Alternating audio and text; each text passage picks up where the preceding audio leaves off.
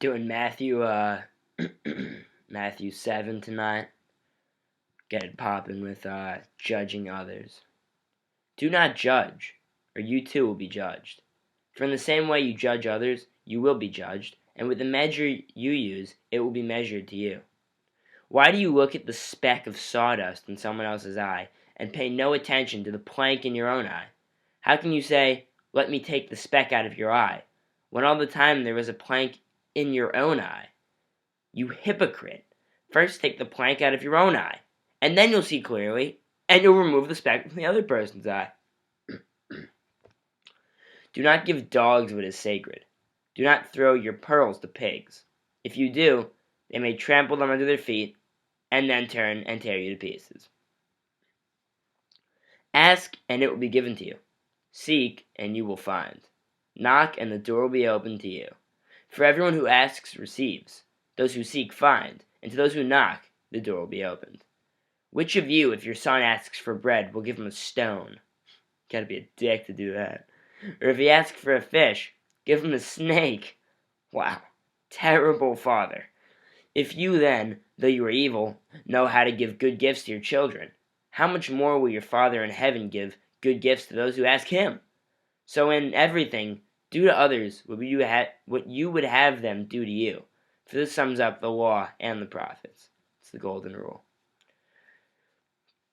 Enter through the narrow gate. For wide is the gate and broad is the road that leads to destruction, and many enter through it. But small is the gate and narrow is the road that leads to life, and only a few find it. Watch out for false prophets. They come to you in sheep's clothing, but inwardly they are ferocious wolves.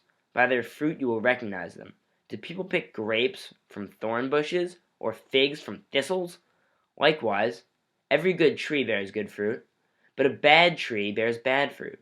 A good tree cannot bear bad fruit, and a bad tree cannot bear good fruit. Every tree that does not bear good fruit is cut down and thrown into the fire. Thus, by their fruit you will recognize them. Not everyone who says to me, "Lord, Lord," will enter the kingdom of heaven, but only those who do the will of my Father who is in heaven.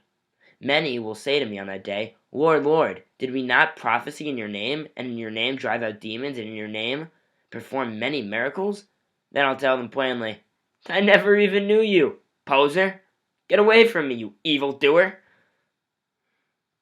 Therefore everyone who hears these words of mine and puts them into practice is a likewise man who built his house on the rock.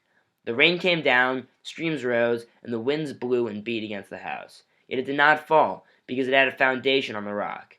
But everyone who hears the words of mine and does not put them into practice is like a foolish man who built his house on sand.